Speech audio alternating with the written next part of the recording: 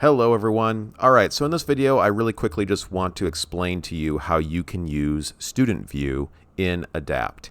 So if you look at my screen right now, in the upper right corner you'll see it says Instructor View. And this is actually a button that you can click on in order to enter a student view of the content in ADAPT.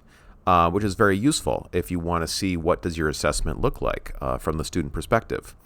However, it's important to keep in mind that the student view does not function for all parts of ADAPT.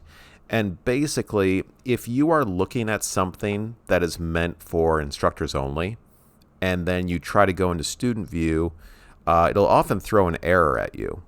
Or it might not display the content that you thought it would. Because basically you're not in the area of ADAPT where students should be viewing.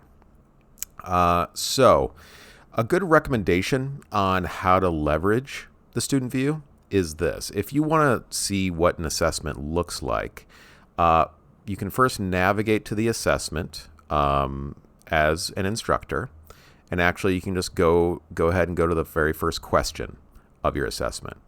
And once you're in there and looking at your first question, now you can go up to the top and hit Instructor View to switch over to the Student View. And now I am looking at this assessment as a student would see it. I can flip through the different questions. I can even submit answers to questions. Okay. I will point out there is a Reset Submission button here at the top of the assessment. So if I've used a fake student in the past, and actually I have, you can see these this question's already been answered.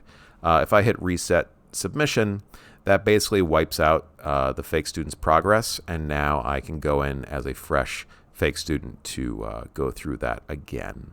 Okay, so that's how that piece works. Now, assuming that I'm done looking at this from a student perspective and I want to go back to the instructor perspective, I would recommend that you click on instructor view, or click on where it says student view. That will switch me back to an instructor view, and now I can go back and navigate through ADAPT from there. Again, I would recommend avoid going into student view when you're looking at like the settings of your assessments or looking at the back end of your assessments, because that can often throw you an error and make you log out. Likewise, when you are looking at an assessment as a student, once you are done looking at that assessment, rather than trying to navigate back to those back end elements, I would first click on the button up at the top, switch back to instructor view, and now you can go take a look at your assessments in other parts of ADAPT. So that is a basic understanding of how Student View works. And of course, if you have questions, feel free to let me know, and I will answer them to the best of my ability. Thank you very much.